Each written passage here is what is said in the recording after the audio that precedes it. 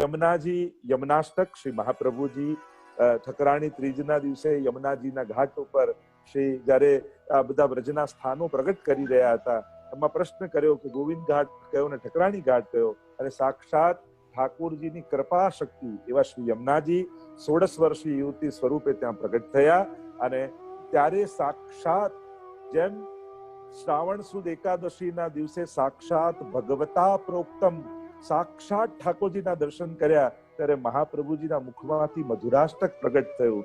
એમ જ્યારે સાક્ષાત યમુનાજીના દર્શન, ઠકરાણી ત્રીજ હવે આવશે, ઈંડોળાના દિવસો શરૂ થશે, એ દિવસે કાચના ઈંડોળા થાય છે, કારણ કે યમુનાજીના એ દિવસે પ્રાગટ મહાપ્રભુજીને સાક્ષાત્કાર થયો હતો અને યમુનાજીના ભાવથી કાચના ઈંડોળા થતા હોય છે. અને સાક્ષાત યમુનાજીના દર્શન કર્યા અને એ સમયે શ્રી યમુનાજીના સ્વરૂપનું વર્ણન કરતા શ્રી મહાપ્રભુજીના મુખારવિંદમાંથી આ યમુનાષ્ટકનું પ્રાગટ્ય થયું. એમાં યમુનાજીના જો યમુનાષ્ટકને સાર રૂપે જો તમને સમજાવું તો 3 રૂપનું સ્વરૂપનું વર્ણન કર્યું છે યમુનાજીના: આદિભૌતિક, આધ્યાત્મિક અને આધિદૈવિક. આદિભૌતિક એટલે જલ પ્રવાહના સ્વરૂપમાં શ્રી યમુનાજી કલિંદ ગિરિ મસ્તકે પતંદ મંદ પૂરો જ્વલા વિલાસ ગમનોલ્લસત, અને એ રીતે અત્યારે બધો વિસ્તાર નથી કરતો. આ જલ પ્રવાહનું સ્વરૂપ, એ બધાનો અવાજ આવી રહ્યો છે, આ જલ પ્રવાહના સ્વરૂપે શ્રી યમુનાજી ભૌતિક સ્વરૂપે. પછી વિશુદ્ધ મથુરા તટે એ સાક્ષાત વિશ્રામ ઘાટ, એ યમુનાજીનું આધ્યાત્મિક સ્વરૂપ ત્યાં યમુનાજીનું છે. એટલે યમુનાજીમાં જે સ્નાન કરે એના સમસ્ત પાપો જાય, એટલે ત્યાં યમુનાજી તીર્થ રૂપા છે, એ યમુનાજીનું આધ્યાત્મિક સ્વરૂપ. અને શ્રી યમુનાજી મુકુંદ રતિ વર્ધિની નમત કૃષ્ણ તુર્ય પ્રિયામ, ઠાકોરજીના ચતુર્થ પ્રિયા છે, અને એ ચતુર્થ પ્રિયા સ્વામીની છે. અને એટલા માટે એ યમુનાજીનું આધિદૈવિક સ્વરૂપ છે, જેમનું ચિત્ર આપણે જોઈએ છે. તો આ 3 સ્વરૂપ યમુનાજીના બતાવ્યા. યમુનાષ્ટકમાં અષ્ટ સિદ્ધિની વાત કરી.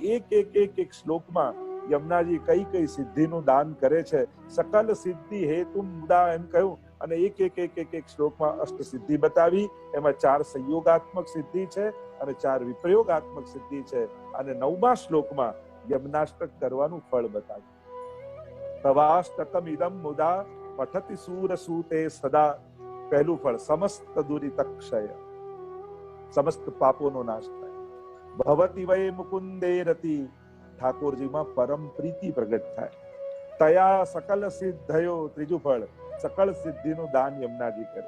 મુરરી પુષ્ટ સંતુષ્યતિ, ઠાકોરજીને પરમ સંતોષનો અનુભવ થાય. અને 5મું કહ્યું સ્વભાવ વિજયો ભવેત વદતિ વલ્લભ શ્રી હરે, અને 5મું ફળ કહ્યું સ્વભાવ પર વિજય થાય. આમ 5 ફળ 9મા શ્લોકમાં બતાવ્યા. અને સૌથી પહેલો ગ્રંથ 16 ગ્રંથ માનો કે શ્રી યમુનાષ્ટક રચવામાં આવ્યો. આ કારણ શ્રી યમુનાજીની કૃપા થાય તો યમુનાજી ભક્તિનું દાન કરે, અને ભક્તિની પ્રાપ્તિ થાય તો આ પુષ્ટિ ભક્તિ માર્ગના બધા જ સિદ્ધાંતોને આપણે પાળી શકીએ. અને એટલા માટે શ્રી યમુનાષ્ટકનું આપણે ત્યાં વિશેષ મહાત્મ્ય છે, અને મહાપ્રભુજીની આજ્ઞા છે. એટલે દરેક વૈષ્ણવે યમુનાષ્ટકનો પાઠ તો અચૂક કરવો જ જોઈએ. એ ભક્તિની દાત્રી છે, અને શ્રી યમુનાજી કૃપા કરશે તો ઠાકોરજી સહજમાં પ્રાપ્ત થશે.